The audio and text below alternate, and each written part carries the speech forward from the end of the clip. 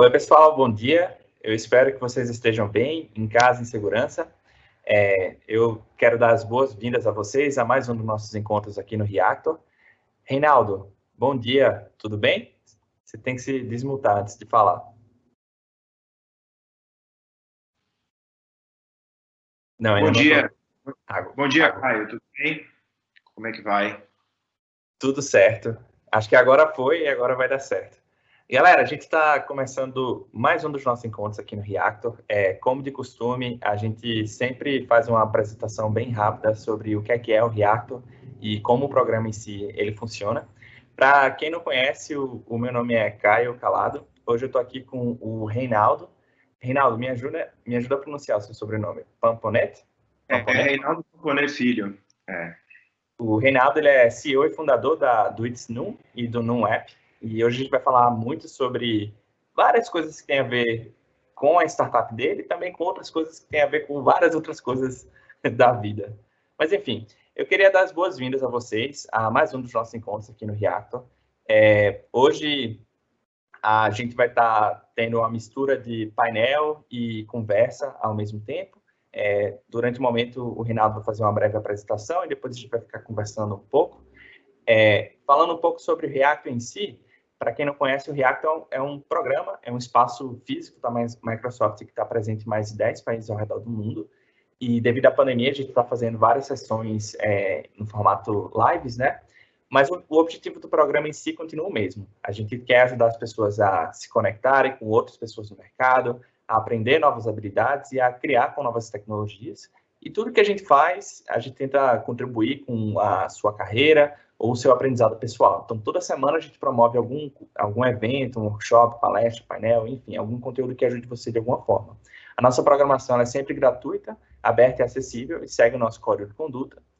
E aí, falando sobre ele bem rapidamente, o código de conduta do Reactor e da Microsoft é muito sobre promover atitudes e comportamentos positivos, né? E isso inclui também os eventos do Reactor, onde a gente busca oferecer uma experiência respeitosa, amigável e profissional para todas as pessoas, independente de gênero, orientação sexual, aparência, deficiência, idade, raça ou religião. Então, a gente não tolera de forma alguma comportamento assediador ou degradante a ninguém. Então, se por acaso um dia você presenciar um comportamento, uma fala ou uma atitude que você julga inadequada, por favor, se dirija ao nosso site microsoftreactor.com. Lá você vai encontrar o nosso código de conduta e um formulário para você fazer uma denúncia. Se precisar também, saiba que eu estou à sua disposição para ajudar no que for possível. Enfim, antes da gente começar, eu só tenho uma orientação sobre a ferramenta que a gente está usando.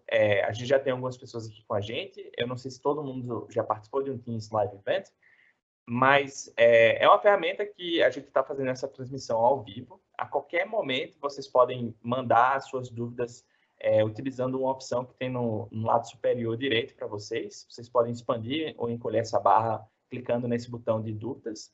Se vocês quiserem mandar uma dúvida, é só clicar, fazer uma pergunta. Inclusive, vocês podem fazer elas de forma anônima, se vocês não quiserem se identificar. E tanto eu quanto o Reinaldo, a gente vai poder ver e ao longo da transmissão a gente vai conversando e tirando algumas dúvidas de vocês. Então, eu convido vocês a irem deixando as suas dúvidas e ajudando a gente a fazer com que essa conversa vá fluindo. Mas, enfim, só um detalhe, cuidado para não compartilhar nenhum dado, nenhuma informação que vocês não queiram que a gente comente durante a transmissão. Todo o conteúdo está sendo gravado ao vivo e a gente pede a ajuda de vocês em relação a isso também. Mas, enfim, hoje eu estou aqui com o Reinaldo, a gente vai falar sobre a diversidade e inclusão. Tá errado esse slide. Hoje a gente vai falar sobre... Tem a ver também. Tem a ver também, mas a gente vai falar sobre o dilema das redes e a grande oportunidade de novos modelos de negócio, né? Hoje, acho que o título desse meetup, como sugere, né, tem a ver com um documentário que ficou bem famoso agora, acho que final de agosto, início de julho, o Dilema das Redes. E isso é uma jornada, né?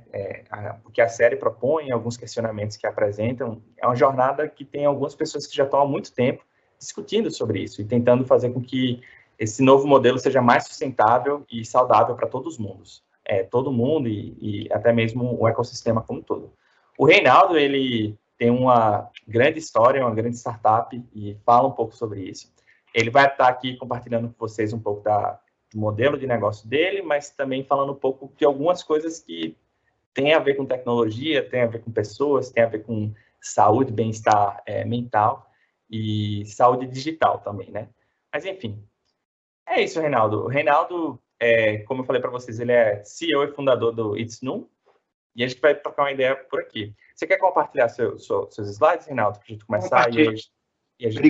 Obrigado pela introdução aí, Caio. Queria fazer um link com essa mensagem aí, diversidade e inclusão em tech, a força da comunidade, que eu acho que os deuses da tecnologia nos trouxeram esse tema aí, que foi interessante, não estava previsto, mas eu acho que tem tudo a ver com o que a gente está falando.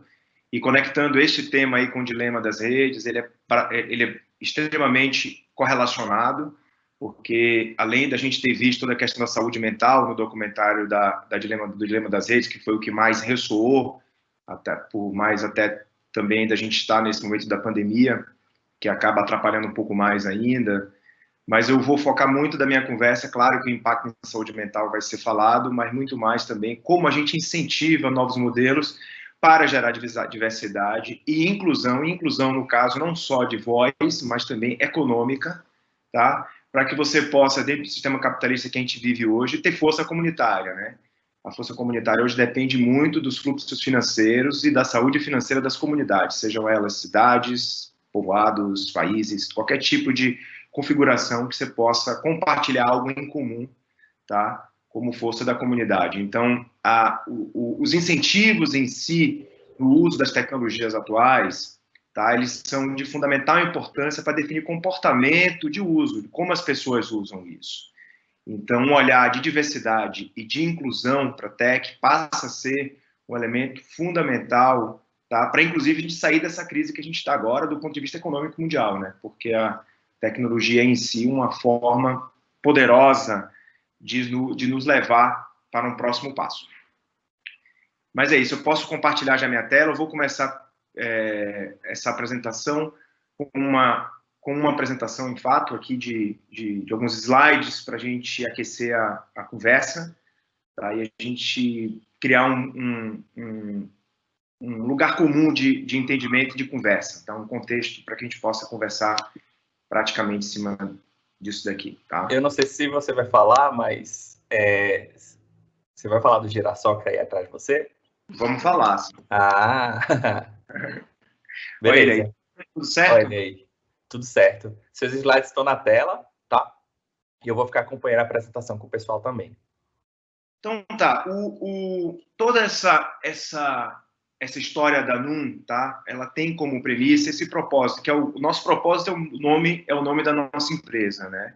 É fazer com que ninguém faça sombra para ninguém. Ou seja, um momento de paridade e inclusão, onde todo mundo tem uma voz, onde todo mundo pode encontrar o seu lugar ao sol. Tá? E a abordagem que a gente vai ter aqui agora é explicar um pouco como é que a gente implementa isso e tentar correlacionar um pouco com o dilema das redes que a gente está vivendo atualmente e tentando fazer uma conexão com o filme. Primeiro, o que é mais importante é a gente perceber que o momento atual, a gente está vivendo uma crise, uma transformação estrutural, tá? E a gente tem um problema, muitas vezes, em analisar, diferenciar conjuntura de estrutura.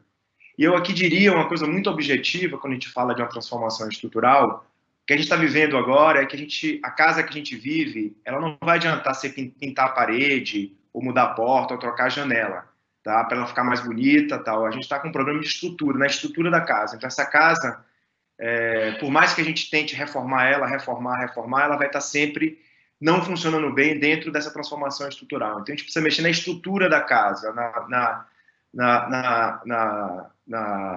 no sistema de concretagem, de como você estrutura essa casa. Então, é uma transformação nesse nível. Então, não adianta ficar pintando parede, contando historinha, porque a gente volta sempre para o mesmo lugar.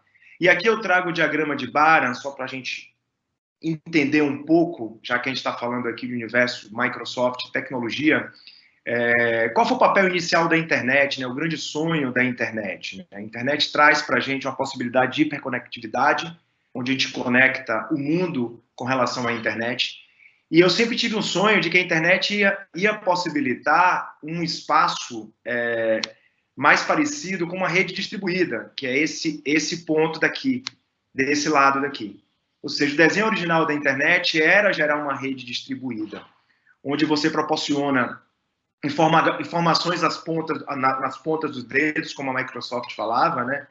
Onde você empodera o potencial humano, transformando o ser humano em protagonista, né? Ele em protagonista, já que ele tem acesso às informações, acesso às fontes, acesso às conexões, ele começa a ter um poder que até então ele não tinha, tá? De acesso aos meios de produção e às conexões, tá? Mas o que a gente está vendo agora, com o advento do controle de algumas centralidades de base de dados, e principalmente de todo esse dilema que as Big Techs estão trazendo, é que a gente parece que não foi para esse lado, a gente parece que veio para um lado hipercentralizado, tá? Onde você tem um nível de centralização muito grande em pouquíssimas bases, tá? E essas bases se tornaram bases manipuladoras e que impactam diretamente a saúde mental das pessoas, mas muito mais do que isso, que é a minha preocupação, o surgimento de novos modelos de negócio que façam com que o ser humano se torne protagonista. Vai ser muito difícil o ser humano se tornar protagonista com o advento dessa saúde mental que a gente está carregando, a partir do momento que a gente virou espectador cada dia mais, né? Um consumidor de informação, e como o filme diz, efetivamente, que aqui fica, né? As duas únicas indústrias que chamam o seu cliente de usuário, a indústria de droga e de mídia social. Isso faz com que você crie dependência. Dependência não é espaço de protagonista, é espaço de espectador, de uma ação um pouco mais reativa do que proatividade na vida. Então, 3 componentes estão em transformação ao mesmo tempo. Por que eu falo que é transformação estrutural, né? Porque a gente tem 3 componentes estruturais de um sistema que estão em transformação ao mesmo tempo. Isso faz com que a gente se dê conta de que a transformação é muito mais séria do que a gente está pensando. Um é a forma como a gente trabalha, tá? Todas as discussões a respeito de robotização que já vem aí, mas também a forma de logística de trabalho, onde é que a gente trabalha, como a gente trabalha. O Teams aqui é um exemplo, tá? De uma transformação na forma como as organizações trabalham. Consumo de energia, matriz energética, isso não precisa discutir muito, que é o grande ponto de discussão hoje no mundo, é como a gente vai criar energia limpa para sustentar um desenvolvimento que a gente precisa. O outro elemento chave é justamente a parte de logística. Como é que os bens e serviços e produtos circulam pelo mundo? Tá? A gente não só o que é mais objetivo com relação às microentregas, que quem mora em São Paulo já estava bem acostumado, que era a questão dos motoboys, tá certo? As questões dos aplicativos de entrega, toda a gig economy baseada em logística, tá? Mas os drones, o advento dos drones, todas essas coisas que são mais físicas, mas acima de tudo, o que eu chamo de logística aqui, que a gente precisa estar atento, é a logística financeira. Para onde está indo o dinheiro a partir do momento onde o dado passa a ser um elemento econômico de fundamental importância, quando algumas pessoas, inclusive, dizem que é o novo petróleo, tá? Então, dentro desse novo petróleo, o dado, junto com o dado, vai um interesse financeiro, vai uma força financeira, vai um valor financeiro. E como é que ele está sendo distribuído no mundo? Então, a gente tem que estar atento também às lógicas de captura de valor nas economias locais. Como é que isso está lidando? Como é que isso está acontecendo hoje em dia? Então, é um ponto de fundamental importância que nós temos que estar atentos, principalmente o Brasil, nesse caso que a gente está fazendo essa apresentação aqui centrada no Brasil, que não é um exportador de tecnologia, sim um importador de tecnologia. E esses impactos já são visíveis em rápido crescimento. É interessante que eu fiz uma apresentação como essa uma semana antes da pandemia, e isso parecia muito distante. Eu trazia é mesmo isso, tal. E hoje a gente já começa a perceber, né? Uma dinâmica hoje onde tradicionalmente as pessoas vão para o trabalho, isso vai acontecer, mas hoje você começa a ter uma parte desse trabalho que já vai até as pessoas. Esse aqui é um exemplo. Boa parte de nós está em cada um no seu home office, vamos chamar assim, tá certo? Usando o Teams para se conectar numa sessão de trabalho. Então, essa palestra, que é o meu trabalho, está indo até as pessoas, tá certo? É o trabalho meu, do Caio, de todo mundo que está aqui fazendo, está indo até você. Não precisou ir até o React da Microsoft lá, mas essa informação está chegando até você e possivelmente você está com um escritório muito mais parecido com esse com a parede vermelha do que esse outro. A sala de aula, né? Outra grande transformação, e a gente percebe, efetivamente, quando a gente fala de trabalho e sala de aula, isso, teoricamente, resume-se praticamente toda a nossa vida produtiva, né? Porque a gente se dedica, basicamente, desde o jardim de infância, para quem começa a entrar na escola, uma sala de aula e depois um ambiente de trabalho, até se aposentar ou quem se aposenta, né? Então, a sala de aula é um outro elemento de fundamental importância que sofreu uma grande ruptura, estava um pouco mais atrasado do que o espaço de home office, com certeza, mas muitas iniciativas, aqui tem uma foto da Khan Academy, mostrando o que é essa nova sala de aula, né? Uma mudança drástica da forma como a gente aprende, da forma como a gente interage com o conhecimento. E a internet tem um papel chave nesse caminho. Um outro elemento de fundamental importância é para onde está indo o valor, né? Que é um outro elemento. Se a gente fala de educação, trabalho e como é que a gente gera valor e como é que está sendo distribuído esse valor. Antigamente, o valor estava muito no tijolo, né, na propriedade em si, tá? Que não digo que não tem valor, tem um valor muito grande, mas hoje você começa a criar um valor muito forte a partir dos fluxos das redes digitais através do acesso, tá? O acesso à informação, o acesso a um conteúdo, o acesso a um evento. Então, isso começa a deslocar uma parte do valor para esse espaço. E aí a gente começa a discutir um pouco a questão a partir desse momento onde a propriedade, o valor migra também uma parte dele para o acesso. Como é que a gente está desenvolvendo fluxos econômicos para que as pessoas, por exemplo, esses casos, alguns dos continentes africanos e de todos os países que não são produtores de tecnologia, eles possam ser remunerados pelo valor que eles geram para as redes digitais. Então, é um pouco por aí que a gente vai nortear a nossa fala aqui. E aí tem uma fala do CEO da Microsoft, que eu, em respeito à fala original dele, deixei em inglês, tá? Que a Microsoft não está distante desse pensamento, tá? Essa foi uma fala do Satya Nadella esse ano em Davos, onde ele pergunta justamente isso, né? E se os consumidores pudessem se beneficiar também dos dados que eles geram, assim como as grandes plataformas e os anunciantes? Tá? E ele já faz uma premonição, aí uma fala que diz o seguinte: novos modelos digitais de monetização vão acontecer. E ele chama isso de dignidade de dados, né? Que eu chamo aqui no Brasil de dignidade digital. Para a gente chegar nesse grande sonho da dignidade digital, vai ser muito importante a gente revisitar os incentivos e o fluxo financeiro. Onde está sendo gerado o valor e onde está sendo capturado esse valor. Porque muitas vezes o valor está sendo gerado no lugar e a captura se dá num lugar completamente diferente, muito distante da economia local, que faz com que o volume de captura seja muito maior do que a capacidade de gerar e gera um desequilíbrio potencialmente assustador dentro das economias locais. Algumas pessoas estão chamando esse conceito de deflação inflacionária exponencial, onde pelo efeito de redes, a força exponencial, a velocidade com que o dinheiro sai de uma economia local é absurdamente grande. Então, é uma experiência que a gente vai começar a ter em escala crescente a partir de agora. E não é à toa que a gente precisa chamar atenção para isso. Vamos falar um pouco agora sobre o Brasil, né? A parte que mais me preocupa é justamente o desperdício do nosso potencial. Aqui é uma sopa de um monte de números, tá certo? Nós somos o vice-líder mundial de consumo de mídias sociais. Tá aqui, né, o Brasil em segundo lugar. Em compensação, 41% dos jovens sentem tristeza, ansiedade ou depressão no uso dessas ferramentas, tá certo? Neste processo.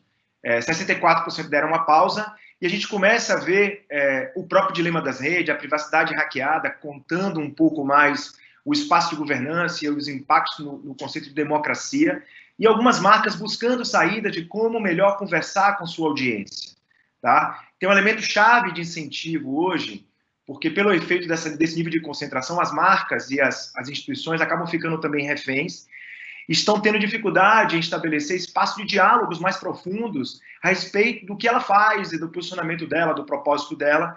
Então, tudo passa a ser um diálogo muito mais raso e muito mais polarizado, baseado basicamente em opiniões rasas e instintivas, né? Onde a gente trabalha basicamente as polaridades de gênero, política, de raça, que são temas de fundamental importância para a gente discutir, tá certo? Mas a gente tem que ter espaço para discutir isso mais profundamente, para entender as complexidades de cada um desses temas.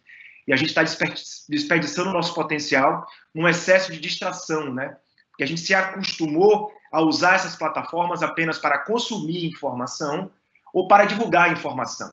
Ou seja, o espaço da troca, da construção, ele acaba sendo fragilizado. E é aí que a gente sofre um impacto quando a economia migra para o acesso, tá certo? Como é que a gente organiza isso para que isso tenha valor, para que a gente possa gerar trabalho e renda no momento crítico que a gente está tendo? Então, nossa crença aqui como projeto, como empresa, e minha mesmo como trajetória de vida, é entender o espaço digital como a grande oportunidade para a gente gerar trabalho e renda de uma forma que a gente nunca experimentou na vida. Eu costumo dizer que isso faz parte de uma conciliação, tá certo? A gente já entende muito o conceito da inteligência artificial, do IA, do AI, tá certo? Artificial Intelligence. Mas o que a gente está olhando muito também é inteligência humana, o HI, da Human Intelligence. E a gente acredita que a junção desses dois elementos, eles são muito potentes para os novos modelos de geração de trabalho e renda que a gente vai ter no futuro.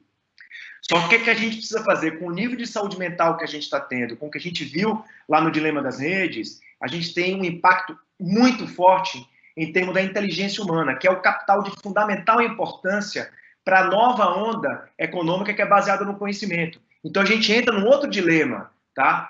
A força econômica vai precisar desse conhecimento para a gente distribuir essa força, enquanto a gente está encontrando níveis extremamente preocupantes de saúde mental. Então, é muito difícil você ter uma sociedade que alavanca o seu conhecimento, que progride a partir das suas conquistas, tá certo? Com a saúde mental deteriorada. E aí culmina um pouco com essa visão da gente ter atenção com o desperdício do nosso potencial. E falando de Brasil especificamente, é de fundamental importância a gente pensar que a criatividade, a nossa forma de ver o mundo, tá certo? A nossa arte, tem um monte de elemento aí que é de fundamental importância para a nossa alavancagem.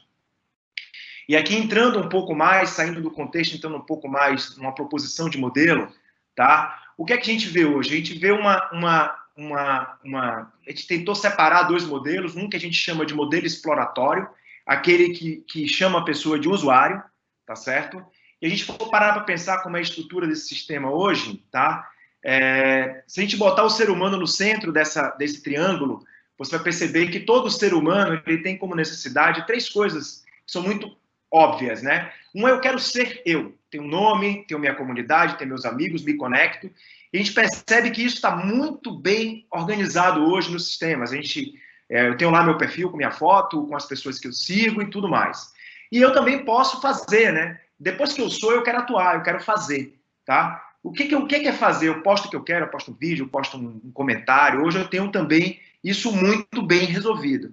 Só que o que acontece? Você tem um ser e um fazer só. E o elemento que é de fundamental importância, a partir do momento que você é e você atua na sociedade, o que é que você espera? Você espera feedback, você espera troca, tá? O elemento financeiro é também um elemento de feedback, tá? Que é aquela coisa que você falou, olha, você fez uma coisa muito legal, você imputou um dado aqui, você imputou um conteúdo que deu muito resultado, que foi muito legal, tá? Tome aqui um dinheiro porque está gerando valor para a rede, tá? Ou numa forma muito objetiva, nos sistemas que a gente vive hoje, é como se a Microsoft contratasse uma pessoa, o Caio fosse funcionário da Microsoft, está aqui o Caio, crachá da Microsoft, ele vai lá, cuida do programa React, e a Microsoft chega no final do mês e fala para ele, pô, Caio, muito obrigado, mas salário não tem aqui, tá? Porque você quer o quê? Eu já lhe dei uma plataforma como essa. Você já está aqui com um crachá bonito, com um cartão bonito, botando no LinkedIn que você é isso e aquilo, no Instagram, tirando onda, tá certo? Como diz na gíria. Você ainda quer salário, tá? Então, o que acontece? A partir do momento que você não estabelece uma relação de troca, tá? O sistema fica faltando uma estrutura de feedback. O que acontece? Automaticamente, na articulação da comunidade, que a gente falou, esses seres relacionais se relacionando em rede, qual é o impacto? Confiança. Tá? Desconfiança, fake news, um ambiente tóxico. Porque se você não estabelece relações de troca, de reciprocidade, você passa a não confiar no lugar que você está lá. Eu vou lá, dou meu tempo, dou minha energia e não recebo nada em troca. Isso começa a gerar uma relação negativa em relação a incentivos. Então você gera um ambiente que não tem confiança, não tem transparência, autoexploração, incentivo duvidoso e ações em rede sem monetização direta. Tá? Enquanto a gente propõe um ambiente de confiança, com regras transparentes, com reciprocidade, um incentivo claro, que é o dinheiro, e ações em rede gerando valor concreto. Simplificando aqui, o que acontece, né? Você modifica a captura, você quer mudar esse modelo de captura que a gente tem hoje, do valor que gera na sociedade, para estabelecer relações de troca. E a partir do momento, vocês já fizeram uma conexão aqui, a partir do momento que você começa a estabelecer N relações de troca com produtores de conteúdo, com jornalistas, com toda a sociedade do conhecimento, vamos falar, estabelecendo relações de troca, você tem uma possibilidade concreta de gerar uma rede de proteção ao valor criado. Para quê? Para que esse valor retorne para esse ser, tá? Para que esse ser seja remunerado, e aí a gente começa a inaugurar em larga escala o que eu chamo do futuro do trabalho, tá? Quando você tem um ambiente exploratório que só tem captura, você vai tirando o valor e a confiança do sistema. Então, a nossa proposta de modelo de negócio é apenas colocar um ponto nessa tríade aqui, que hoje a gente tem uma dualidade e falta um terceiro ponto. Esse, para mim, é um dos pontos chaves de arquitetura dos sistemas que a gente vive hoje, onde a gente não conseguiu estabelecer trocas distribuídas. E volta para o meu primeiro slide lá, da rede distribuída de Baran. A única forma de você possibilitar isso é estabelecendo que os seres humanos troquem de uma forma recíproca, que eles troquem, que eles compartilhem valor entre eles e criem o que a gente chama de um capital distribuído. Tá? O NUNEP, né, falando um pouco sobre o que a gente faz. A gente é uma rede de colaboração, de trabalhar junto com remuneração, para potencializar negócios. Tá? Funciona em um aplicativo de ativação e engajamento de comunidades em rede, remunerando a força da diversidade e das contribuições, ou seja, a gente remunera as contribuições a partir do momento que as demandas surgem, as contribuições estão sendo remuneradas. E eu vou explicar um pouquinho melhor como funciona lá na frente. Tá? O que é importante nesse processo? A gente, no NUNEP, quer integrar 3 pontos, né? Aprendizagem, trabalho e remuneração. Trabalho e remuneração, eu entendo, mas por que aprendizagem? Se a gente está falando de uma sociedade do conhecimento, a aprendizagem é um elemento chave, rotineira de uma sociedade de conhecimento. Não existe mais aquele espaço físico que a gente olhou lá atrás da escola, onde você ia para uma escola e aprendia naquela escola. O aprendizado hoje está no dia a dia, se aprende até o último suspiro. Tanto que tem temas como aprendizados por toda a vida, o lifelong learning, passam a ser alternativas extremamente conversadas hoje em dia. Então, como você criar uma rede que olha esse ser humano, que cria um espaço para ele manter uma aprendizagem contínua, que vai impactar diretamente o trabalho dele, a entrega dele com relação às demandas, e ele vai ser remunerado com isso. A partir do momento que você é remunerado, você tem mais estímulo para continuar aprendendo, trabalhando e seguindo a sua vida. Tá? A gente é uma ferramenta que já vem sendo testada há quase 10 anos, tá certo? Há 10 anos especificamente, e com 100 mil criadores, a gente já trabalhou esse modelo em rede com mais de 10 milhões de reais distribuídos em mais de 3.500 cidades, mais de 1.500 projetos, e o modelo testado em 5 países, né? Com mais profundidade de teste aqui no Brasil e na Nova Zelândia, tá? Meio um pouco das credenciais de alguns clientes que a gente se relacionou aí, tá? Como é que a gente impacta, né? Como é que a gente gera, como é que esse modelo é diferente do outro que a gente trabalha aqui? A nossa estrutura é com base em desafios, né? Uma empresa, ela vai na nossa plataforma, ao invés dela fazer um push para divulgar alguma coisa, ela vai lançar um produto, por exemplo. Em vez dela botar um banner para dizer para lá, ó, venda, compre o meu produto, meu produto, quase aquele compre batom, né? Que é uma máxima de uma rede, de uma propaganda de mass media, que você tem um único ponto e você comunica para a multidão. Quando, na verdade, a internet permite a relação de troca, né? Então, se você não está ativando o input dos seus clientes nessa conversa, você está perdendo alguma coisa. Então, qual é a nossa sugestão? Pega esse produto novo que você está lançando, abra um desafio e fala, pessoal, eu estou lançando esse produto, você pode fazer uma live, pode criar um contexto, pode fazer o que você quiser, tá? E eu queria convidar vocês para me ajudar a criar peças para a gente divulgar esse produto pela sociedade. E eu vou botar um dinheiro aqui, ao invés de eu fazer push para esse anúncio aparecer para você ver que eu estou lançando um produto, eu quero que você me ajude a criar esse produto, e você se engajar com esse produto, que é aquela história, né? Quer me convencer, me engaje. Tá? Me engaje no processo para que eu possa entender. Então, a partir desse momento, esse dinheiro, ao invés de ser alocado para pegar os seus dados de consumo, ele é alocado para lhe fazer trabalhar, para você criar uma peça para divulgar esse produto em rede. E a partir do momento que você faz isso, você ativa o que chamamos das 4 competências chaves para o futuro do trabalho. Porque você fala, estou lançando esse produto, me ajude a criar essa peça. Automaticamente você está chamando essa pessoa para ela ser protagonista naquele espaço. Voltamos ao que eu falei anteriormente, tá? Você está chamando ele para trabalhar. Esse trabalho vai até a casa das pessoas, esteja ela onde ela estiver. E aí, a partir desse momento, você aguça o quê? O pensamento crítico, que é o ponto-chave. Como eu crio uma peça, uma comunicação para esse produto? Você começou a pensar. E a partir do momento que você começou a pensar, você deixou de ser robô, você deixou de ser espectador, você começou a virar protagonista, que é o chamado pensamento crítico. E aí um milagre começa a acontecer. Você começou a pensar com sua própria cabeça, você começa a ter um milagre, você começa a ter suas próprias ideias, você começa a ter ideia, você começa a gerar a sua própria criatividade. E a partir do momento que esse milagre acontece, você começa a ver outras pessoas que foram convocadas para aquilo, criando outras ideias. E esse grupo começa a trabalhar junto em cima daquele tema, criando várias possibilidades de comunicação para aquele produto. E todo mundo aprendendo a se comunicar, tá? E essa comunicação, ela fecha o ciclo, porque a comunicação também é estrutura de feedback, e a partir do momento que você recebe um feedback, você pensa melhor, tem mais ideias, colabora melhor, comunica. E isso vai criando um ciclo virtuoso, tá certo? Todas as ações em rede estão atreladas a uma moeda, a gente não tem like, tá? Quando você gosta de alguma coisa, ou seja, as marcas vão lá, irrigam o sistema com relação ao seu dinheiro, aí você está com sua carteira aqui como está aparecendo, sua carteira tem 137 girassóis, como está aqui, esses 137 girassóis valem R$137, aí o Caio monta um vídeo muito interessante ali, você está seguindo o Caio, aí você fala, pô, Caio, muito bom, eu vou lhe dar um like aqui, que no nosso caso é um girassol, que vale R$1. Ou você quer dar mais, você dá 5 para ele. Você ganhou 137 fazendo um trabalho para uma marca, lançando um negócio, você pegou aquela coisa, você financiou o outro artista que você conhece, ou um amigo que está lhe ensinando alguma coisa, ou uma professora que vai dar uma aula, e você começa a criar o quê? Uma rede onde o dinheiro circula de uma forma onde as pessoas vão autenticando para onde tem esse dinheiro. Tá? E o girassol diz muito respeito a isso, a nossa moeda, né?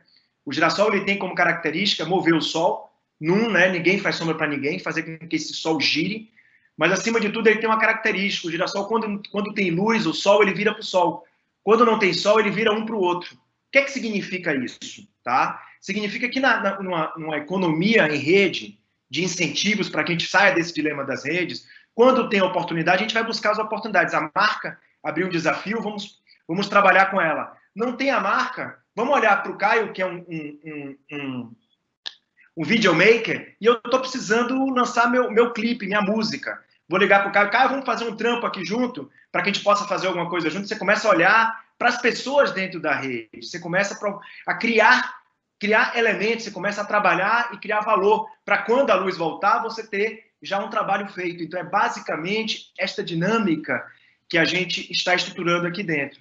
E cada girassol transacionado gera um valor novo, né? Porque você está pegando esse R$1 que estava indo para uma nuvem e está colocando diretamente na mão do Caio, e com aquele dinheiro ele pode ir na esquina e tomar um café. Porque eu também não conheço ninguém que conseguiu pagar um almoço com like.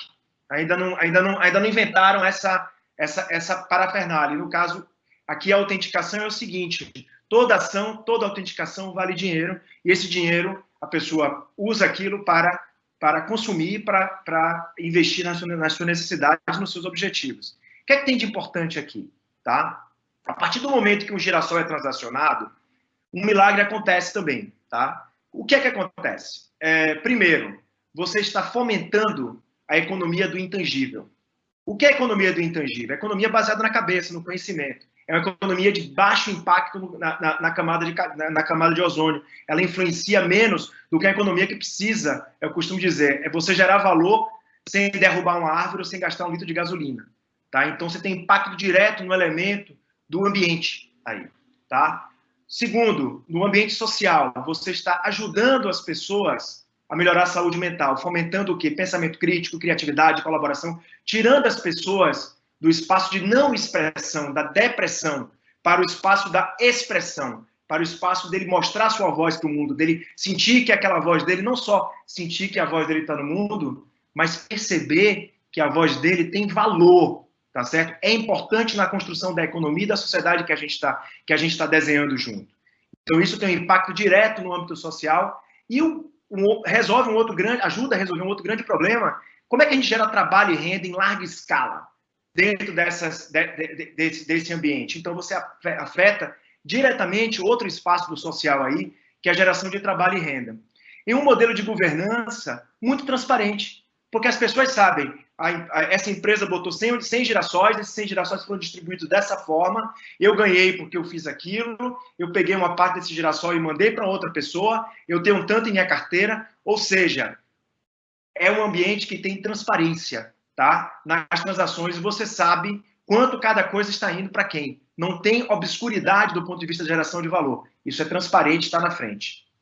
E nossa agenda está alinhada com as iniciativas globais, tá certo?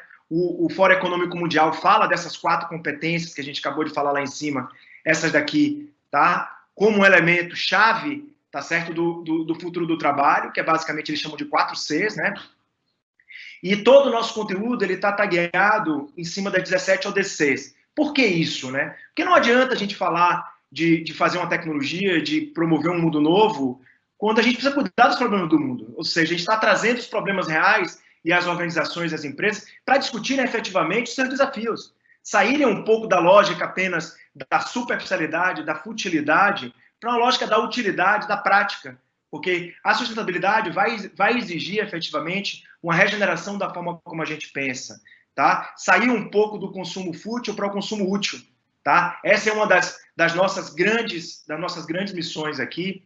E eu costumo dizer aqui, para dar um exemplo, para a gente ilustrar isso mais especificamente, é como se a gente tem costume em chegar e falar, eu vou gastar R$5 comprando um refrigerante.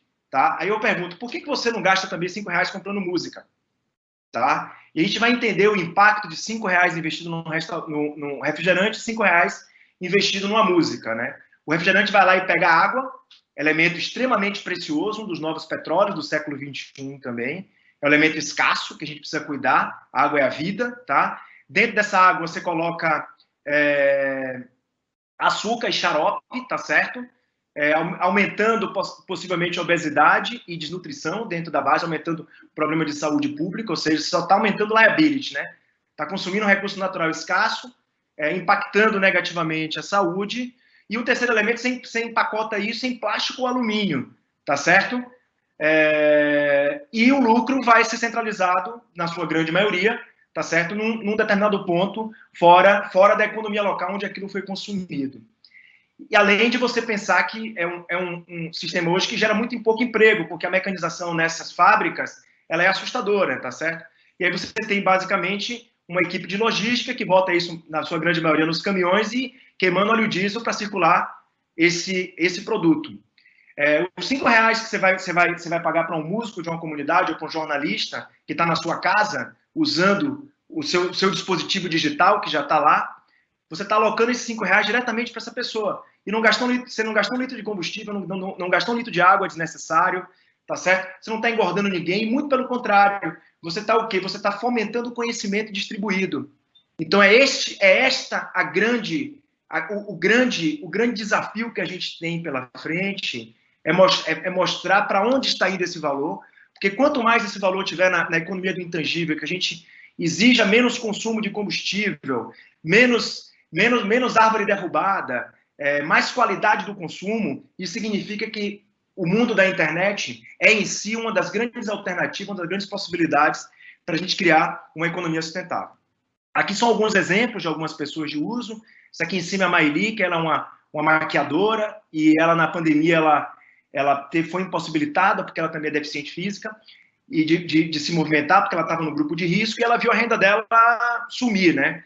Então, ela usa a nossa rede para dar aulas de maquiagem. Já que ela não podia ir na casa das pessoas dar maquiagem, ela trouxe as pessoas para ensinar maquiagem, as pessoas remuneram ela toda semana dá uma aula sobre alguma coisa e cria um exercício para as pessoas praticarem aquela maquiagem durante a semana, e depois, na outra aula, ela revisita tudo que as pessoas fizeram e faz o quê? Um elemento muito importante. Ela faz uma transmissão e cria uma aprendizagem peer-to-peer, e depois ela vai orientando e as pessoas vão aprendendo por si só a se maquiar. Ela vai se remunerando também como professora de maquiagem. Além dela ser maquiadora, ela usa o conhecimento dela para ganhar dinheiro. Uma outra é a Priscila, que é uma psicóloga que usa o NUNEP com um projeto chamado Caixa de Sonhos, onde ela usa a experiência dela como psicóloga para ajudar as pessoas a superarem questões de depressão. Então, ela faz uma live, faz uma pergunta para ajudar as pessoas a refletirem sobre seu próprio processo, e isso vai gerando orientação a partir das ideias das pessoas, que é uma invenção extremamente interessante de como atuar psicologia em rede em larga escala. Então, é uma inovação muito interessante processual. A Marília é uma professora de violão, que ela faz um processo parecido com a Naili, que ela usa o aplicativo para dar aulas de violão e convocar as pessoas a praticar aquele exercício de violão, onde ela vai orientando, tá certo? E ela vai mantendo esse grupo, que eu chamo, da Marília, eu chamo quase como o conceito de uma global classroom, uma sala de aula global, né? Imagine isso exponenciado, você criando sua comunidade de aprendizagem, usando uma live de uma forma específica para ativar um conhecimento e manter essa comunidade com você ali, construindo esse conhecimento. Tem o Felipe, que é de Nova Olinda, no interior do Ceará, que ele é um artista visual, então ele usa a rede para monetizar o seu conteúdo, tá certo? E ele abre desafio para aumentar um pouco o conhecimento dele a partir do trabalho dele e gerar rede. As marcas também não estão distantes.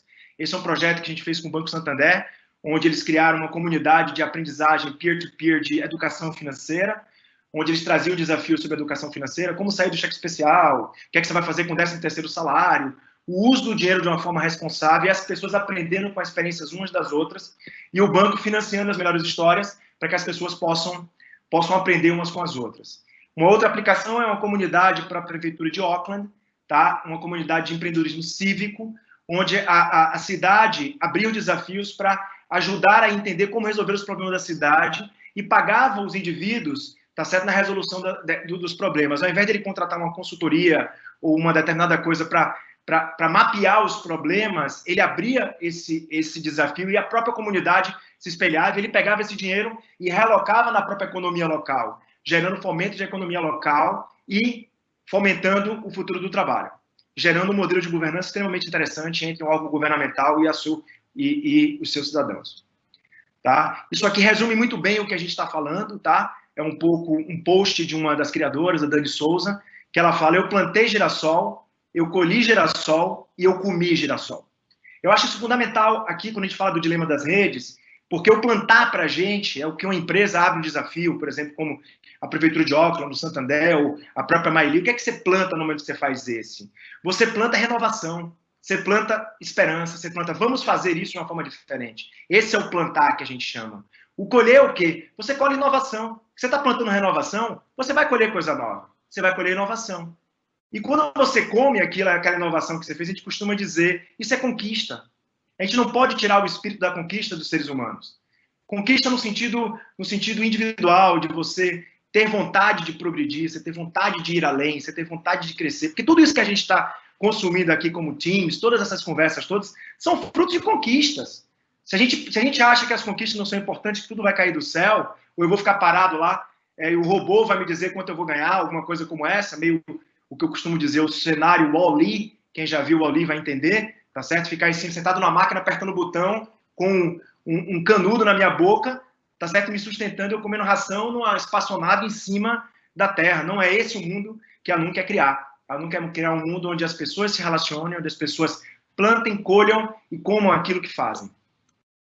Então, esse é o meu recado inicial, tá certo? Estou aberto aí para a gente bater um papo. Prazer, obrigado. E aí estão os meus contatos para quem quiser continuar essa conversa, porque às vezes, num pequeno espaço como esse, a gente não consegue cobrir todo o elemento desse tema complexo que a gente está vivendo. Uou, tenho várias anotações aqui que eu fiz durante a transmissão. E, nossa, tem muitas coisas que eu vou até levantar aqui só para você ver, mas isso aqui tudo são tudo post-its que eu fui anotando durante a sua apresentação. Eu gosto de ficar prestando atenção e anotando alguns detalhes que eu vou aprendendo durante a transmissão. Galera, a gente vai abrir agora uma breve sessão de perguntas e respostas. Convido vocês a compartilharem algumas dúvidas e conversarem um pouco com a gente, deixarem aí na sessão de Q&A. Como eu falei e mostrei para vocês, tenho já várias perguntas anotadas para fazer. Inclusive, eu queria até salientar uma coisa que você falou que eu achei muito legal. Tem várias coisas, mas só dando uma ênfase em uma. A questão do consumo, deixar de ter o consumo fútil e passar a ter o consumo útil. E a forma de incentivar as pessoas a a criarem conteúdos e a estarem colaborando como comunidade. Quando você estava fazendo a apresentação, eu fiz até uma pesquisa rápida aqui, e aí eu achei um dado bem interessante. Esse é um dado dos Estados Unidos, do Departamento de Trabalho, e também tem o equivalente ao Sebrae americano. E aí só vê que dado legal. Toda vez que você investe localmente, isso nos Estados Unidos, tá? Mas eu acho que deve ter muito, inclusive no Brasil, por ter uma renda muito informal, né? Isso talvez seja um impacto ainda maior aqui no Brasil. Mas enfim, lá nos Estados Unidos, toda vez que você faz um incentivo, ou paga, ou compra, ou enfim, investe de alguma forma em negócios locais, a cada 100 dólares que você faz, 68 dólares fica na sua comunidade. Quanto? 100 dólares investidos, 68 dólares fica na comunidade, não sai. E é muito louco pensar nisso, porque quanto mais você coloca, mais a comunidade vai reter esse potencial, né, que é o valor econômico. Vocês estão nessa missão de transformar o consumo, deixar de ter o fútil para ir para o útil? É mais ou menos por aí? Por aí. Tem dados também, isso eu chamo de aumentar, o projeto na Nova Zelândia, a gente estudou muito isso, que é aumentar o fluxo de caixa comunitário, o dinheiro que circula dentro de uma comunidade, tá? Tem um elemento que eu acho que o nosso número era 70, tá? Até porque inclusive o nosso modelo de negócio é 70 por causa disso, um dos motivos. 70% do dinheiro vai para a economia local, tá certo? Para garantir essa parametrização, e 30 fica no sistema, onde 10 a gente reinveste e 20 para sustentar o sistema, tá? Isso tem a ver com muito propício. E tem um outro elemento também, Caio, que é o fluxo de caixa. Não só a retenção do dinheiro, mas a circulação do dinheiro também, tá? Em alguns estudos que a gente fez com a economia local da Nova Zelândia, ele podia gerar um M16. O que é que significa isso? Tá? Esse dinheiro, esse $1 que entra, circula 16 vezes, e ele gera 16 dólares nessa circulação. Porque a maioria do consumo que você gera desse 70%, que é aí que está, em cima desse 70%, ele gera 16 vezes, porque o cara consome localmente, ele vai no café da esquina, tá certo? Ele usa ele vai comprar na loja da esquina, ou seja, e a gente experimentou isso agora na pandemia, a importância de se consumir localmente, tá? Porque isso gera efervescência local. Então, quanto mais você injeta dinheiro numa comunidade e você fortalece a economia local, mais esse dinheiro circula, tá? E aquela história, se eu tenho R$1 aqui na minha carteira e passo R$1 para você, tá certo? Eu fiquei com R$1, você ficou com R$1. Se você passa para outra pessoa, já são R$3. Essa é a mágica do fluxo, tá? Então, além do 70, tem um elemento do fluxo que eu agregaria aí, que é de fundamental importância. E aí você vê, né? A possibilidade de você gerar trabalho e renda distribuído e a importância dos incentivos, visto que nós somos o segundo maior mercado do mundo em consumo de dados. Se a gente consegue capturar uma parte desse valor para aquecer a economia local, me parece, esse é o meu grande sonho, me parece ser um caminho a ser explorado muito interessante para a gente sair da crise que a gente está agora. Só que a gente precisa se ligar do valor que a gente está gerando, para a gente aprender a capturar o valor que a gente está gerando, para poder gerar reciprocidade e o próprio respeito com o trabalho das pessoas, com o tempo dedicado. Se não tem respeito a isso, e o dinheiro é um elemento de respeito. Ele tem um elemento de respeito. Obrigado pelo seu trabalho, tome aqui, tá certo? E isso aqui o cara tem a liberdade de tomar um café na esquina e fazer o que ele quiser. Você articula o livre-arbítrio das pessoas. E aí a gente volta para ninguém fazer sombra para ninguém, né? Porque senão fica todo mundo, um fazendo sombra para todo mundo e todo mundo com o pratinho da esmola. E eu vou citar um outro exemplo mais prático ainda. Tá? A gente viu a onda de cesta básica. Eu acho fundamental a cesta básica, no momento de uma correção. Mas ela gera uma distorção se ela vira um programa, porque ela mata as economias locais. Eu prefiro muito mais pegar aquele dinheiro da cesta básica e colocar o dinheiro na mão das pessoas, para que eles possam o quê? Consumir na comunidade local. Tá, girar, né, o dinheiro. E girar o dinheiro nas comunidades. Essa é uma forma de sair da crise. Interferências externas, colocando produto numa comunidade, não ajuda a economia local. Tá certo? Ajuda a sobrevivência, claro, mas a gente tem que pensar, tá certo? Que tem outras formas de se fazer isso também, tá certo? Dando a liberdade para as pessoas com dinheiro para elas poderem, inclusive, se ajudarem, tá certo? Quando a gente tira essa possibilidade do dinheiro circular, as pessoas ficam no modo sobrevivência e a vivência fica difícil. Tá? Então, é outro elemento importante aí do ponto de vista de impacto social. Aqui, o Fernando, ele fez uma dúvida muito legal, e aí eu acho que pode ser uma consequência, uma construção para a gente chegar na pergunta dele. Você falou um pouco desse incentivo, né, local e fazer com que as empresas ou as instituições incentivem as pessoas localmente. E aí, no caso de vocês também têm essa parte de incentivo, que é o Girassol. E aí eu queria que, se possível, você pudesse falar um pouquinho mais das outras formas ou os modelos de incentivos que vocês têm, né? Acho que essa é uma das perguntas. Eu tenho 3 perguntas anotadas aqui, e essa é uma das 3. E aí a gente vai conversando. Tem a dúvida do Fernando, e aí eu convido a galera, se quem estiver assistindo, também deixando dúvidas, que a gente vai conversar mais em alguns instantes. O incentivo, o conceito de incentivo mais importante, base na nossa abordagem, é incentivar a criação de valor. Que cada indivíduo, que eu costumo dizer o seguinte, na economia do futuro, nessa economia do futuro que é agora, vamos parar de falar de futuro, porque atrapalha a gente temporalmente falando, a gente usa essa palavra de futuro do trabalho, que é agora. Eu sempre digo que o ser humano é a sua própria fábrica.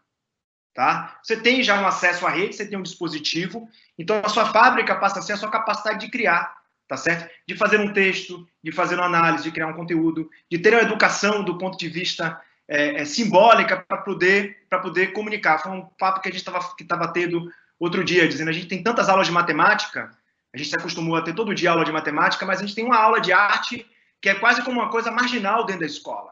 Só que no futuro os computadores vão fazer todos os cálculos. E você vai precisar saber o seguinte, como é que você apresenta uma ideia dessa? Como é que você cria um protótipo de uma inovação? E se você não sabe, não tem educação artística, fica muito mais difícil.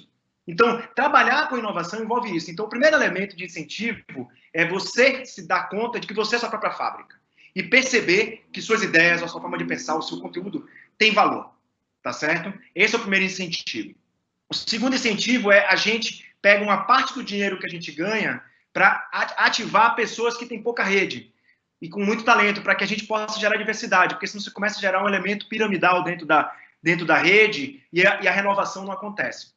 E o terceiro é o Girassol, como elemento de incentivo não só à criação, mas também a outros elementos, a comentário que a gente está falando, a apoiar, esses são os elementos que a gente vai soltar nas próximas semanas, não só remunerar os conteúdos, mas também a obra de uma determinada pessoa, você poder apoiar uma pessoa, um artista, um criador de conteúdo, um jornalista, um professor, que você quiser nesse caso. E um terceiro elemento também é você gerar um incentivo para que as pessoas interajam mais com as ideias dos outros e você começar a apoiar também, incentivar conteúdo, comentários, para as pessoas aprenderem a voltar a conversar, para a gente sair um pouco da polarização das verdades, a gente voltar a dialogar.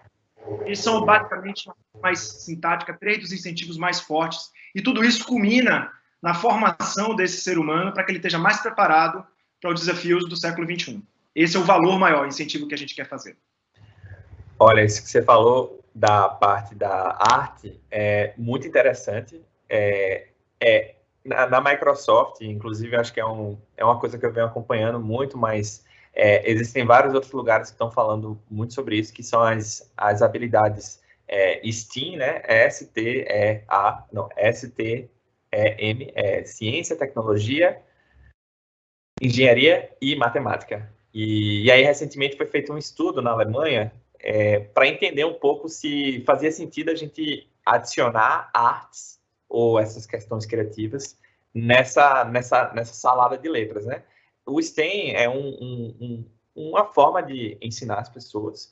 Para aqui no Brasil, acho que o Enem tem até um pouco a ver com isso, se vocês pararem para pensar um pouquinho, que tem a parte de história também, mas tem aquelas divisões, né? Ciências da natureza, ciências exatas, ciências humanas. Mas, enfim, o STEM é um padrão que tem no mundo inteiro de formas de ensinar as pessoas sobre ciências, tecnologia, engenharia e matemática. E aí esse estudo que eu falei, que foi feito na Alemanha, foi para entender, né? Será que faz sentido a gente adicionar mais uma letrinha nessa abordagem e mudar ela? E aí está tendo uma discussão sobre a gente mudar o STEM para o STEM, que aí é adicionar a questão da arte, né? Por quê? Esteja você trabalhando com matemática, esteja você trabalhando com ciência, esteja você trabalhando com tecnologia, uma hora você vai ter que conectar esses pontos. E a habilidade necessária para fazer essa conexão é a criatividade. E aí a arte, o estudo da arte, a análise da arte, entendimento da arte pode ajudar as pessoas a desenvolverem essa questão criativa. Mas, enfim, esse é um assunto muito interessante. A gente pode até conversar mais sobre. O importante disso é que ele lhe ajuda a ver coisas. O que é que tem de importante? A gente usa muito a arte como elemento de expressão dentro da nossa plataforma. Por quê? Porque as pessoas falam sustentabilidade. Desenha a sustentabilidade. Imagine isso. Porque a gente precisa imaginar, a gente precisa dar forma, dar imagem para esse futuro que a gente quer ir. Ele não é um futuro conceitual, é um futuro real. Tem que tangibilizar em imagens, a gente tem que aprender a explicar isso. Então, é muito por aí mesmo. Olha, tem uma pergunta do Fernando. O Fernando perguntou se você acredita que o avanço da neurociência e o estudo de comportamento e experiência do usuário contribuem com esses novos modelos de negócio. Ou, na verdade, é ao contrário. É um paradoxo. Se a gente vai trabalhar isso com um paradoxo dificílimo esse aí, depende do intento. Qual a intenção de quem está fazendo esses estudos? A gente vai criar bolhas? A gente vai criar... vai ser com base na ciência comportamental, como a gente fez a ciência de dados, tentando parametrizar o ser humano em caixinhas? Tá certo? Eu acho que isso é um grande risco que a gente corre se for para esse lugar. Se for para um lugar para parametrizar potência, caminhos de expansão de consciência, eu acho que funciona, tá? É onde eu acredito. Então, tem um limiar aí de liberdade que se não for muito bem equilibrado, vai limitar a potência. E pode virar, como a própria inteligência artificial, boa parte do que a gente está fazendo com esse modelo de predição de comportamento futuro, está limitando a expansão do ser humano. Tá certo? A gente virou quase como uma robótica. Então, esta análise ela tem que expandir consciência. Expandir consciência é não limitar em caixinhas o ser humano, estar aberto a se surpreender com a ampliação de consciência, que é o que a gente não sabe. Então, a gente está sempre aberto para novidade. Se for feito dessa forma, que eu tenho muita dúvida se vai ser feito dessa forma, tá certo? Eu acho que sim. Se não, pode funcionar efetivamente como mais um tiro no nosso pé. Então, é uma arma que tem que se tomar muito cuidado. Tem um filósofo de Oxford, o nome dele é John Lucas. Ele fala muito sobre... não. Ele tem uma citação que eu acho bem interessante, que diz que no dia que a inteligência artificial conseguir predizer, né, ou prever todos os nossos comportamentos, isso, na verdade, a gente se tornou umas marionetes, né? Que a gente já está tão identificável que os modelos já conseguem meio que manipular a gente, de certa forma. Eu acho que é mais ou menos por você ia falar. Mas tem um ponto, Caio, que é o que a gente está vivendo, por exemplo. Você tem inteligência artificial, nunca tivemos tanta tecnologia, ninguém está conseguindo resolver a questão do vírus. Essa questão aí de consciência, essa questão humana, é uma questão biológica. Tá? E a biologia ela é muito difícil de ser planilhada, tá certo? Ela é incontrolável. Você não está sob controle, porque a variação, por exemplo, no meio ambiente muda completamente o resultado em si de um efeito biológico. E a gente está mudando numa velocidade muito grande. Ou seja, o ar que eu respiro muda a forma como eu penso. A gente pensar sobre isso. A água que eu bebo muda a dinâmica do meu corpo. Tá? Então, o que acontece? Nem todos os computadores de inteligência artificial conseguiram nos ajudar com relação ao vírus. Nós temos que ter humildade de perceber o seguinte, gente, a gente fez, mas não fez isso tudo, não. Tá? A gente gastou muito dinheiro fazendo a mesma coisa. Tá? A gente limitou. A gente ficou muito mais preocupado em criar empresas trilionárias do que resolver o problema da humanidade. Entendeu? Que agenda é essa? Empresas trilionárias cheias de problema. O que acontece? O que vai acontecer? Que um dia você não tem mais mercado. Tá? Esse é um problema que a gente está tendo. Onde é que vão ficar os mercados?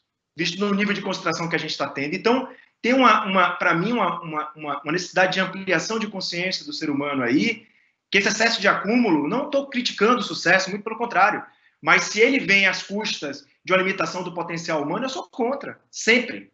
Tá? Eu acho que o ponto-chave é porque a gente vai precisar do ser humano como fonte econômica e fonte de consumo. Se a gente mata isso aí, qual é a graça que tem? Viramos tio Patinhas, né? Ficar todo mundo dentro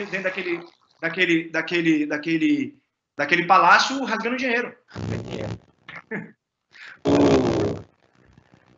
Nossa, você falou de Patinhas, eu até esqueci o que eu ia falar, que eu fiquei tentando lembrar a cena dele lá nas montanhas de moeda de ouro que ele tinha e ficava brincando. Mas aqui, vamos dar um passo atrás. Nossa, eu estava com a palavra na ponta da língua, mas agora... O fone tá dando um chadinho, dê só uma olhada aí. Será que é o meu ou é o seu aí? Veja. Vocês Microfone? Tá dando uma reverberadinha. Talvez seja o meu. Deixa eu só mudar aqui. Eu ia fazer uma pergunta para você, e aí a gente ia dar um passo atrás para... Quer dizer, você tá conseguindo me ouvir? Tô ouvindo, vamos seguir, eu tô ouvindo, tá um pouco, mas eu consigo escutar. Vai nessa. Alô? Me ouvindo? Melhorou agora. Vamos lá.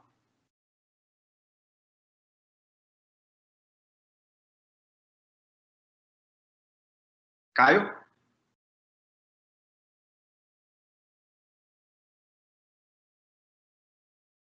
Alô? Agora eu tô ouvindo. Agora eu ouvi. Então me diga a sua pergunta. Beleza. Então, beleza, estou voltando. Então, agora a gente vai voltar um pouco para o It's Noon, né? O Noon App. E aí, dando um passo atrás, queria saber um pouco da relevância, né, que o aplicativo tem para o cenário econômico atual que a gente tem, que a gente está passando agora, né? Como é que ele pode ajudar as pessoas nesse momento que a gente está passando?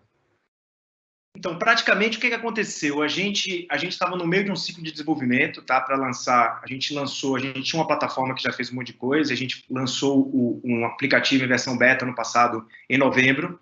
A gente começou a fazer os primeiros testes e o nosso objetivo era lançar a versão final em agosto, tá? Alô, tá ouvindo? Caio? Caiu? Estou ouvindo.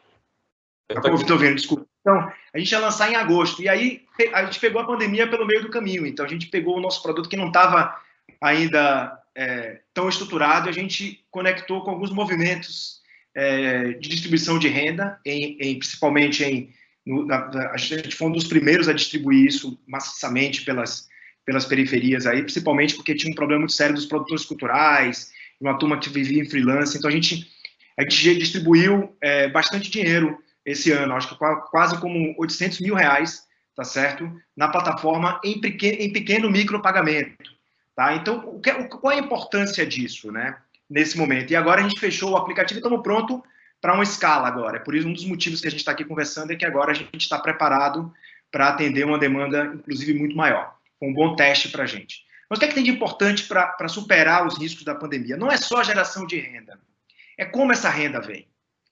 Tem uma renda que autentica o potencial humano. Você está gerando renda, gerando valor para a pessoa. Está dizendo para ele, pô, que ideia legal que você tem.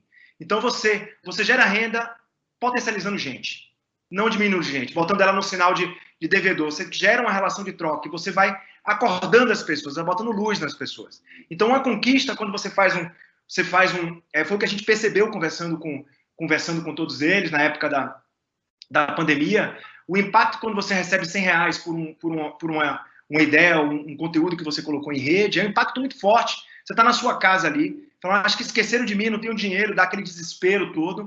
Na hora que pinga um dinheiro, tá certo? Onde você, além de você receber o dinheiro, você recebe com aquela qualidade, autenticando um trabalho que veio dentro de você, de novo um milagre acontece nesse negócio. É uma estrutura de feedback muito positiva para esse ser humano. E o que acontece?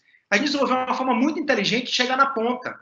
Eu vi o governo sofrendo aí para chegar na ponta, tá certo? Das coisas. E é muito fácil chegar nessa ponta, entendeu? Chama as pessoas para trabalhar, tá certo? Chama as pessoas para produzir coisas, chama as pessoas para vir construir junto esse mundo. E aí você vai ter realmente um mecanismo de confiança, um mecanismo de estrutura muito mais interessante. A gente chegou em lugares que a gente não esperava chegar numa velocidade muito grande, tá? Em frações de poucos dias, tá certo? Chegamos em lugares de difícil acesso com relação à chegada do dinheiro, tá? Mas as pessoas não são bobas, as pessoas sabem ver onde tem oportunidade para elas. A gente tem essa mania de achar que a gente tem que pegar as pessoas pela mão.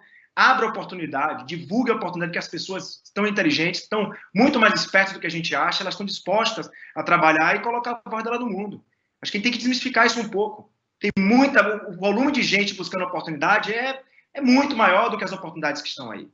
Então, abra a oportunidade. Eu acho que o ponto que a gente levanta é o seguinte: a gente não é um espaço de doação, a gente é um espaço de conquista. Abra o espaço, venha conquistar o seu lugar ao sol aqui. Está vendo que você consegue impactar um pensamento de uma empresa, de uma cidade, de uma pessoa? Tá certo? Tá vendo aqui como você consegue aprender a tocar violão, você consegue aprender a maquiar, você consegue se relacionar com a psicóloga dessa forma como eu apresentei anteriormente? Então, é muito mais o dinheiro e a qualidade e a conquista desse dinheiro. Então, isso foi um elemento muito chave que testamos, mas a gente conseguiu atingir, com esse dinheiro, assim, impacto em mais de 40 mil pessoas, entendeu? 40 mil pessoas foram tocadas com esse modelo. Claro que a gente tem limitações, né, Caio? Como nós somos uma startup, tem limitações. Isso foi às custas de muito sacrifício, entendeu? Mas faz parte do nosso trabalho, né? Você está me ouvindo? Estou ouvindo bem. Tem uma frase de uma empreendedora social que eu conheci essa frase há uns 3, 4 anos já, 2017, então são 3 anos. O nome dela é Leila Jana. Ela fala que talento é igualmente distribuído, oportunidades não. E aí eu acho que vocês estão nessa missão, né? Um pouco de igualdade, mas talvez seria a palavra mais correta, equidade, né? Tipo, oferecer... Equidade e oportunidade. Equidade e oportunidade para as pessoas. Chegando à última pergunta que eu tinha aqui, queria saber um pouco sobre as dificuldades, né, de criar o porquê que quem tenta criar projetos de valor compartilhado, por que tem essa dificuldade, né, de ter essa atração ou fazer isso crescer? Que é um desafio, né? Acho que esse é o problema que vocês estão tentando resolver hoje. O sistema ele é desenhado dentro de uma loja industrial, né? A internet, o mundo digital, ele nasceu, tá certo? Não era industrial. Então, ele nasceu com mentalidade industrial. Na verdade, era um framework à frente do seu tempo que foi gerenciado de uma forma industrial, onde você tem um mecanismo de centralidade. Então, tudo que diz respeito à distribuição, tá certo? A você gerar oportunidades distribuídas, como a equidade de oportunidades, o sistema reage muito negativamente, porque ele não sabe lidar com isso. Tá? É uma novidade para ele. Tá? Você vê o próprio governo, os Estados Unidos não conseguiu distribuir o dinheiro de apoio para a população na época do Covid. O Brasil é a mesma coisa. Mas para concentrar, a gente sabe rapidamente. Mas para distribuir, a gente não sabe. Tá certo? Então, tem uma dissonância sistêmica, que é um desenho sistêmico, para gerar concentração, e que acaba sendo um tiro no pé do próprio sistema, porque, voltando agora ao espaço que a gente tem da internet, para gerar valor distribuído, porque é o espaço que a gente tem, um dos espaços importantes para crescer a economia, e as empresas precisam acessar isso, desse modelo distributivo, porque ela precisa ativar os mercados dela. O consumidor dela precisa ter dinheiro para comprar o produto dela. Então, toda vez que ela gera desperdício digital, vamos dizer assim, ela não gera uma relação de reciprocidade com o seu consumidor, ela está deixando de aquecer o mercado. Então, é muito importante a gente perceber, tá certo, dentro dessa dinâmica, que a dificuldade está muito nesse mindset, tá? Eu acho que o mundo ainda do ponto de vista, eu vou trabalhar dessa forma, que acho que é uma questão de pensamento ligado a gênero, quase isso, né? É um mundo muito masculinizado na forma de pensar ainda, tá certo? De concentrar e cuida muito pouco da longevidade do sistema. No Brasil, eu acho que a gente tem características um pouco mais particulares, tá? Em cima disso, porque de alguma forma a gente não se vê como um país inovador. Você vê que praticamente a gente tem dificuldade de lidar com a inovação brasileira. A escola, muitas vezes, que veio para o Brasil é muito de replicação de código. Todas as nossas startups, elas são basicamente, a grande maioria de sucesso aqui, gerando alguma eficiência em algum processo, tá certo? Geralmente, boa parte delas business to business, tá? Enquanto a gente é o segundo, aí eu tomo a liberdade de ser o segundo maior mercado do mundo e fazer isso, quero falar, pô, gente, a gente como segundo mercado do mundo vai se tornar espectador também, a gente pode ser protagonista, talvez, de uma solução nova. E no fundo, Caio, é pauleira, não é fácil, tá certo? Exige, não é só resiliência, não, já passou da resiliência, tá? Do ponto de vista do empreendedor. Então, chama atenção para os empreendedores também, né? Porque tem essa coqueluche de empreendedores, sabe muito bem o que você está fazendo, tá? Vá com calma e tem que vir de dentro, tem que vir de uma vontade muito forte, que é isso que sustenta você no caminho. Só que é muito interessante você fazer inovação, porque lhe dá uma liberdade também, né? Lhe dá uma liberdade de você criar. É um espaço muito bom. Agora é um espaço muito solitário, tá? A gente tem que entender isso. O espaço do inovador é um espaço de muita solidão e que você tem que estar com um time muito bom, muito alinhado, tá certo? Um time vibrando na mesma direção, tá? É o que eu costumo dizer muitas vezes. Eu ouvi uma vez do do ex-presidente brasileiro Fernando Henrique, eu estava apresentando para ele, estava num fórum, e ele me falou uma coisa muito importante, ele falou assim, o problema de modelos como esse é que as pessoas que se sentem ameaçadas, elas vão sacar na mesma hora a ameaça da disrupção, e elas vão atirar pedras. Tá? Os que vão se beneficiar não entenderam ainda. Entendeu? Então, esse dilema do timing é um dilema extremamente complexo. Então, o que você tem que fazer num momento como esse? Custo fixo baixo, tá certo? O dinheiro no lugar certo, a sua energia no lugar certo, tá? Não se estressar tanto com os erros do caminho, que vão ter vários, corrigir rápido, muito diálogo, muita assertividade com o time, cuidar bem do time, deixar muito claro, eu, por exemplo, eu sempre falo isso, né, tem algumas máximas que a gente não tem que colocar os desenvolvedores pensando muito em estratégia, os nossos desenvolvedores todos pensam em estratégia. Eu faço questão de mostrar para eles a estratégia, explicar a lógica do negócio, onde é que essa coisa está indo, tá certo? Seja o desenvolvedor mais júnior que começa a trabalhar com a gente, é um cara mais sênior, claro, mas você tem que pensar o seguinte, todo mundo que está desenhando o código tem que entender o propósito de existência daquela organização e por que a gente está fazendo aquilo. Então, os desafios são grandes, eu acho que o Brasil precisa acordar de uma vez por todas para a sua força de inovação. A lógica de investimento no Brasil tem que saber ler inovação, tá? E não apenas replicação.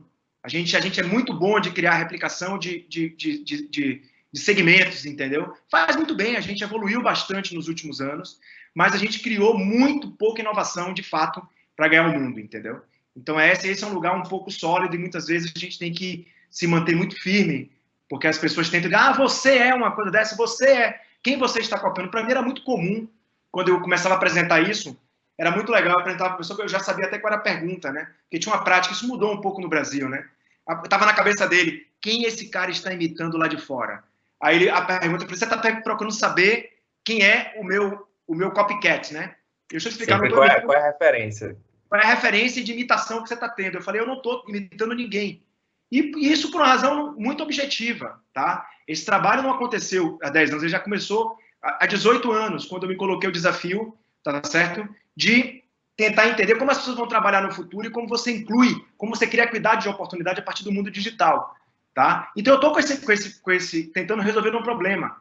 Então resolver um problema não lhe dá muito tempo você ficar olhando o que os outros estão fazendo. Você tem que olhar o problema, tá certo? E tentar resolver o problema. Não pode perder o foco do que você está fazendo. E isso tem seus custos e seus benefícios. É decisão do empreendedor de que caminho você quer seguir. Desenvolver é um ato, né? Desenvolver, dependendo da forma, pode ser até um ato político. Entender como é que a nossa solução funciona, como é que a gente cria, a importância do que a gente está fazendo tem. E é isso, a gente tem... Deixa eu tratar esse assunto, não queria, já que você falou, tá certo? A tecnologia não está distante da política, a gente já percebeu efetivamente isso. Política não do ponto de vista partidário, quero tirar a questão de partido, de candidato, política do ponto de vista de seu lugar no mundo, tá? Polis, o seu lugar no mundo. Então, todos os desenhos de software, os incentivos, a gente volta de novo para o dilema das redes, seria legal a gente fechar com o dilema das redes, tá? O dilema das redes, ele mostra basicamente o quê? Um ser humano manipulado, na minha visão, eu acho que muitas vezes chocou algumas pessoas, eu acho que ele fez de uma forma didática, até espetacularmente, tá certo? Ele usou conceitos espetaculares ali de espetáculo para mostrar algumas coisas, mas acho que cumpriu a missão. Então ele mostra esse ser humano sendo manipulado na sua mais alta voltagem, vamos dizer assim, tá? Com incentivos extremamente falhos, que não sustentam ninguém. Então esse é o problema. Então como é que a gente muda essa dinâmica? Muda os incentivos. Os incentivos mudam o comportamento. Não é o contrário, não é o comportamento que vai mudar o incentivo, é o incentivo que vai mudar o comportamento. Entendeu? Então esse é o ponto-chave de que a gente está falando desse dilema da rede, precisa conversar. Eu vi muita gente falando apenas sobre saúde mental, parecendo passando um verniz na questão. Tem que abordar o ponto é o incentivo. Tá certo? E o ponto que a gente está levantando aqui especificamente é o seguinte, o valor tem que estar muito próximo de onde ele é gerado. Ele está se distanciando. E isso não é bom para ninguém, nem para o mercado, tá certo? Nem para a política, nem para a nossa sociedade como um todo. Tá? Porque você cria espaço para populismo, tá certo? Para conversas esperançosas, porque as pessoas entram num hábito de sobrevivência e param de pensar com mais tranquilidade. Então, o dilema das redes nos leva a pensar o seguinte: que tipo de incentivo a gente tem que criar diante da oportunidade que a internet nos trouxe? A gente precisa fazer muito trabalho em cima disso, como o Satya falou. Esse é o ponto-chave de trabalho se a gente quiser ter uma sustentação de um mercado que tenha equidade de oportunidade, que seja saudável, tá certo? Para os consumidores, para eles terem liberdade de comprar o que eles quiserem, na sua última instância. Bem, gente, acho que vamos encerrando por aqui hoje. Acho que o dilema é esse, as discussões são essas, e é algo que a gente vai construindo, né? A tecnologia, conforme vai mudando, a gente vai mudando também. Então, é tempo de repensar e tempo de fazer com que a gente possa ter outras formas de criar ou até mesmo agregar na vida das pessoas com outras oportunidades de negócio. Gente, antes da gente encerrar, e eu agradecer a participação do Reinaldo, eu queria convidar vocês a participarem de alguns outros eventos que a gente vai ter aqui no Reactor. Mais tarde, a gente vai ter um workshop sobre ciência de dados, vai falar sobre regressão linear e classificação. É uma parte específica de ciência de dados, e a gente vai analisar alguns algoritmos para isso. Quem quiser saber mais sobre dados, né, a gente falou um pouco sobre dados, mas aqui no sentido de a análise dos dados, amanhã a gente vai ter uma aula, uma introdução a uma plataforma chamada Power BI, vai ser amanhã de manhã, nesse horário mais ou menos. Amanhã, no final da noite, a gente vai ter também um outro treinamento, mas aí falando mais na parte de infraestrutura, falando como implementar a sua infraestrutura no Azure, usando ARM templates, é uma coisa bem específica, vai ser com a Isabelle e o Ramon, ambos trabalham aqui no time de consultorias da Microsoft. E na semana que vem a gente vai ter uma série, uma jornada, falando um pouco sobre blockchain. Blockchain é uma nova tecnologia, uma tecnologia emergente, que tem assim como o IA e várias outras, tem um grande potencial de mudar, né, muitos modelos de negócios que tem a ideia de ter uma parte intermediária. A blockchain, na verdade, ela está vindo para tentar mudar justamente isso. E aí a gente vai ter uma jornada de uma série de 3 cursos, 3 aulas, que tenta abordar a ideia de blockchain, mas voltada para a parte de negócios. Então, quem quiser se inscrever, só acompanhar no nosso Meetup. E é isso. Se você chegou até o final dessa transmissão, a gente tem uma comunidade que fica no Meetup. Fisicamente, a gente fica aqui em São Paulo, na verdade, a gente fica em várias cidades ao redor do mundo, mas enquanto a gente estiver nessa situação da pandemia, a gente vai ficar fazendo transmissões remotas toda semana para ajudar você de alguma forma. E antes da gente encerrar, todo evento do Reactor a gente passa uma pesquisa de satisfação para tentar melhorar os nossos eventos e fazer com que a gente possa evoluir como um todo. Eu deixei o link dessa pesquisa no chat, vocês podem conferir depois. Para acessar o link da pesquisa é ak.ms/reactor-pesquisa. Quando você acessar esse formulário, vai perguntar um código do evento, e o código desse evento em particular é o 12342. Se fosse 5, eu ia dizer, gente, não é possível que esse código é um código. Foi muita coincidência, foi quase lá, 12342. E é isso, gente. Eu só tenho a agradecer a participação de vocês. Reinaldo, eu só tenho a agradecer a participação e a sua disponibilidade. A Michelle, eu não sei se a Michelle está assistindo a gente, mas a Michelle que conectou a gente. E, enfim, muito obrigado pela sua disponibilidade, tempo e até mesmo interesse em compartilhar, né, falar sobre esses assuntos que a gente já conversou nos bastidores, você sabe disso. Eu, particularmente, tenho muito interesse, eu acho que tem um grande impacto no futuro que não está tão distante, né? A gente já está vivendo ele. Eu que agradeço, Caio. Obrigado também você, Michelle, e toda a equipe aí da Microsoft, a equipe da Brasoft também, que fez a conexão, que está trabalhando com a gente aí. Nosso desafio é levar isso adiante, né? Agora, como grupo também, é praticar isso, tá? O desafio é praticar isso, não ficar cada dia crescer o bolo. E quero também, todo mundo que fez pergunta aí, que por acaso eu não pude responder, estou à disposição, tá? Vocês me acham lá, acho que no LinkedIn pode ser mais fácil, tá? Eu não uso outras plataformas muito, tá? E o meu e-mail é reinaldo@itsnoon.net, Reinaldo com I, itsnoon.net. Se quiser manter essa conversa, tá meu e-mail aí para quem quiser, tá? E a gente continua essa conversa no LinkedIn por e-mail aí, será um prazer tentar esclarecer algumas coisas que por acaso não ficaram claras, se eu puder também, né? Que tem coisas que a gente não consegue esclarecer ainda que tá se desenhando à medida que a gente está conversando aqui. Então, aprender também a lidar com essa incerteza é um dos dilemas que a gente tem também que navegar como inovador aí. Mas obrigado a todos vocês aí, a gente vai se ver. Estamos nas redes aí. Convido a todos, né? Baixem o app na loja, no app, e a conversa pode rolar por lá também, é até mais agradável, porque aí você já sabe um pouco o que a gente está falando e vamos ganhar e distribuir girassol, né? Esse é o convite que eu faço mais importante para vocês aí. Beleza, gente. Vamos ficando por aqui. Obrigado mais uma vez e até a próxima, pessoal. Um abraço. Tchau, Tchau.